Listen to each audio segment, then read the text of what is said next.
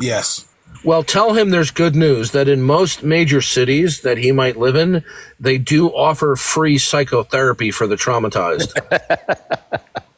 Well, I mean, he's a nice, like I try to have a little talk with him because I think he's been deceived in a lot of areas, but there's a lot of good stuff he says. But anyway, he wanted me to ask you a question. He said, just because the Bible authors spoke with certainty, we can't have that same exact certainty because God gave them inspiration to write scripture. So why are we expected to The have the guy's an same? idiot. The guy's a theological ignoramus. Either the composite propositional message of the Christian worldview speaks authoritatively or not. The issue is not certitude, but whether or not it is speaking authoritatively. Okay? A long history of bastardizing its own Yeah, and theology. I agree. And then he admitted, that he's not well studied on precepts and the arguments and stuff, but he said he's willing to learn. But he says he, for the most part, agrees with the things that are said. But I don't think he Well, understands. either he accepts that the Bible compositely speaks authoritatively or not. It doesn't matter that somebody brings in this issue of certitude. Now, certitude is a semi-related issue. The real issue is not certitude. Do you know that they've actually done psychological studies where they took students, and one group of students thought that they were extremely proficient at certain aspects of math, but when they took a test, they did miserably on it. Then there were students, and in fact, I think they were Asian students, who had a dim view at their proficiency, and yet they did extremely well in spite of the fact that they had a lack of certitude in their proficiency. So certitude is not the same thing as authoritativeness. Now, if one concludes you're speaking authoritative, then it follows from that you will have a sense of certitude. But we shouldn't confuse certitude with authoritativeness. Okay?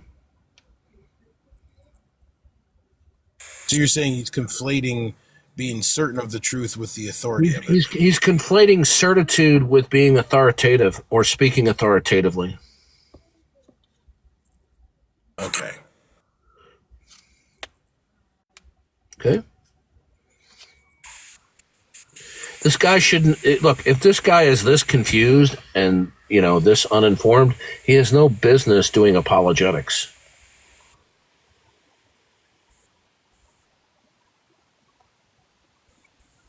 Dark, do you think we should someone should work hard in trying to convert all of these Christian apologists into becoming presuppositional apologists? Well, they don't have to give up a lot of their rationale. It just has have to frame it differently, right, Dark? It has to be framed in a biblical way. They're just framing evidences and rationales in a probabilistic abductive manner, and that's not biblical. Yeah. You don't have to give up referring to evidences, but evidences can be used, incorporated in exemplifying God's revelation of himself. But that's not, evidentialists almost always are not invoking that we know God through his revelatory acts. They're just talking about God's revelatory acts as though they weren't classified as revelatory acts, but that we can make an abductive inference to the best explanation. Well, when you deliberately exclude the revelational aspect. So, for example, when you hear me talk, I'm constantly saying everything in the world, from the smallest to the grandest scale, exemplifies ultimate design and intentionality and by God's purpose, which means these facts that we say are indicative of God are only indicative of God if and only if God purposed them to be revelatory of himself. Them just being mere facts and then just making an inference to the best explanation does not represent it as being revelatory of God by God. Yeah. Right. And for those of you who want to study the issue, you can on the use of evidence, right? Van Til and the use of evidence. You can Google that and you can find that out on there. One wonderful human being scanned this very rare book, and they uploaded it to the internet because it's extremely rare, but now it's available.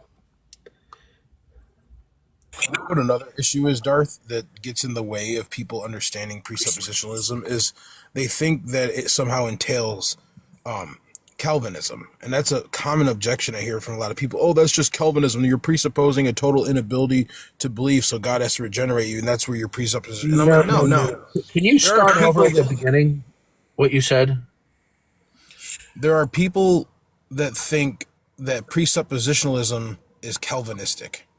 And it is not inherently Calvinistic. There are free grace people, like people you talk to, Darth, Sam, Redefine Living. Yeah. He holds to free grace theology, but he's a presuppositionalist. So it's a conflation of issues. It's not exclusively something that Calvinists talk about. Well, I agree with you, but what is true is that the formalization of presuppositional apologetics in its 20th century itiration was within Reformed circles. And so that's why people may be making the mistake. Van Til himself would say that you couldn't, hold on one second. Oh, please.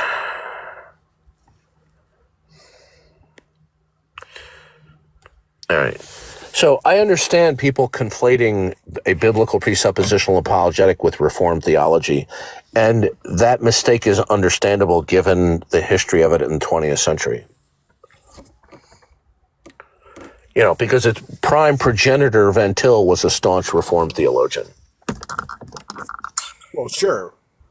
I mean, yeah, maybe it might have been more popular in Reformed circles, but that doesn't mean it's exclusively a Calvinistic argument.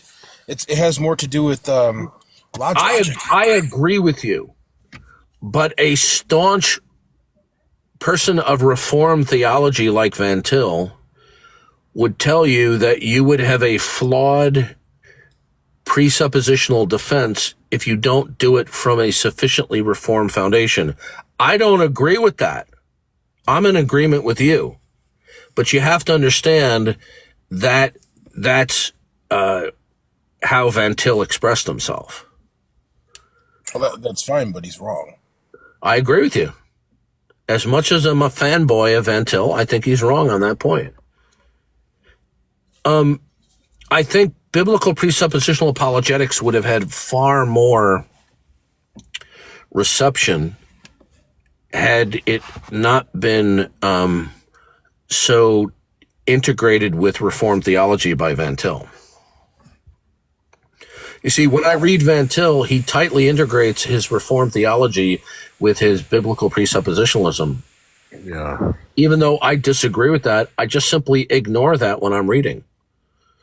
Okay? And I recognize the biblical truth of what he's saying, in spite of that he has tightly conjoined it with Reformed theology. That doesn't mean he's stupid. It just means he's adamant about this point, and I think he's wrong. Well, Darth, that would be like a Mormon claiming, because we talk about the return of Christ, therefore it's something that would be exclusively Mormonism. That's the type of argumentation that people that argue that way about presuppositionalism, that's what they're going to. It doesn't logically follow that because Reformed people typically use this argument, therefore it's exclusively something that's Reformed. Well, Van Til's position, and I disagree with him, but he articulates it very well in spite of the fact that I disagree with him, is that unless we have the notion of God's ordination of all states of affairs, then we'll be granting a certain level of autonomy to man, and therefore that undermines the presuppositional argument. I don't believe that we're granting autonomy to man. God is the one who is granting people the capacity for agency, that they could choose otherwise. Right? That's right. Okay. So autonomy doesn't mean that one can choose something and choose something that's not foreordained by God. Autonomy means that the person is thinking, living, and breathing and acting not under the auspices of God as creator and sovereign Lord. It doesn't follow from that we have to accept that God ordains everything. Okay? Right. Because that can't be the case because then God would be the author of evil. Right. But there are different notions of ordination. That's where it starts to get sticky. I fully believe that God foreknows certain choices that people make, that he would that they not, but they knew under certain conditions or counterfactuals that he would, and he permitted that to come to pass, right? So I would be staking out a more of a Molinistic type of explanation, and to Calvinists that's anathema. They disagree with that. So Yeah, because they love their Gnosticism. well, I agree with you in terms of its origin, but they don't see or understand it that way. They don't understand the Gnostic origins of Augustinianism. By the way, have you read the Foundations of Augustinian Calvinism? Yes, I love that book. I'm actually going to be reviewing it sometime soon. Yeah, that's a phenomenal book by Ken Wilson. Although James on my YouTube channel come up to me and claim that Ken Wilson was lying in his book and he was misrepresenting Augustine. Oh, great chapter and chat. We had what page number? Exactly. Yeah, you'll notice that, and I haven't read all of James White's criticism, but the stuff I am familiar with, it's lacking in substance when it comes to critiquing Ken Wilson. See, Ken Wilson is a bona fide, genuine Augustinian scholar, right? And that's what's so upsetting to them. He is only a handful of Augustinian scholars in the world who has read all of Augustine's work from their earliest works to the later works in chronological order.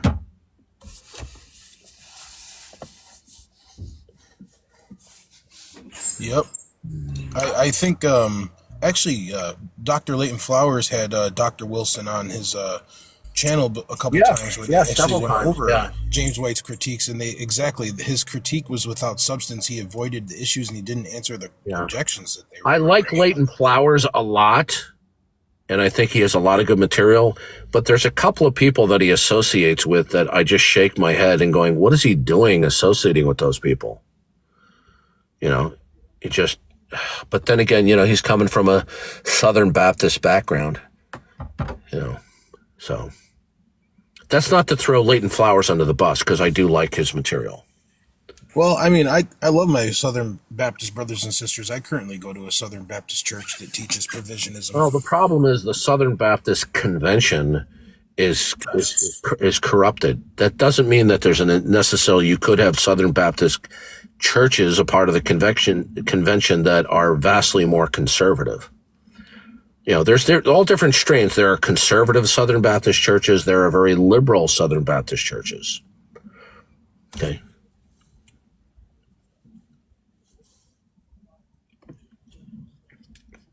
Yeah, I got to get a copy of Leighton Flowers' new book, Drawn by the Father. Jesus.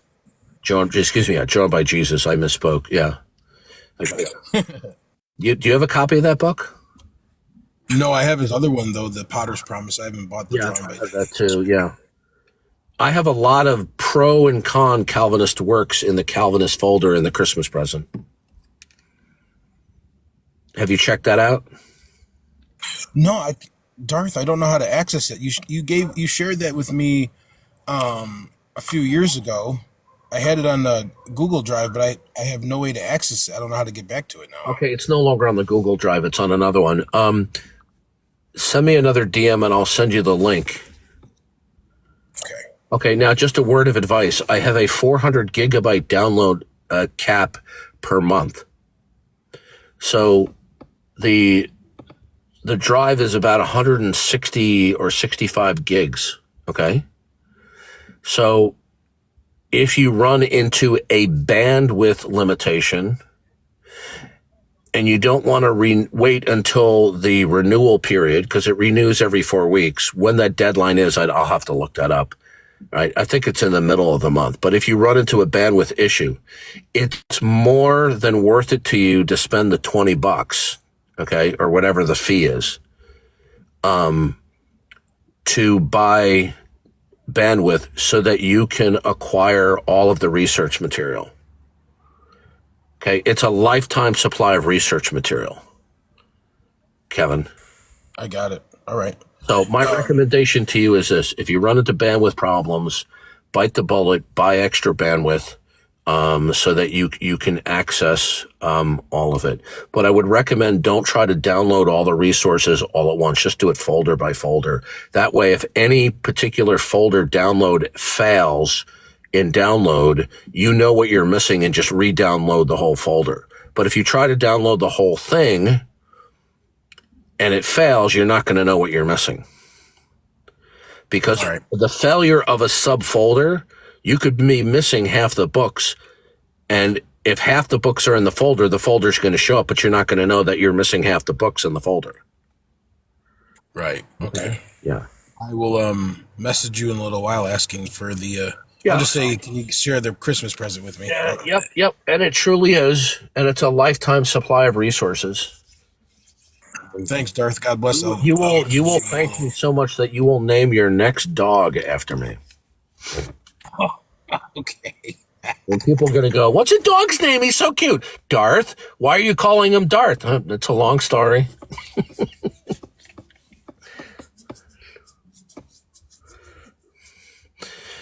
Okay, I'm going to shut this down if we don't have any unbelievers who would like to challenge the Christian worldview.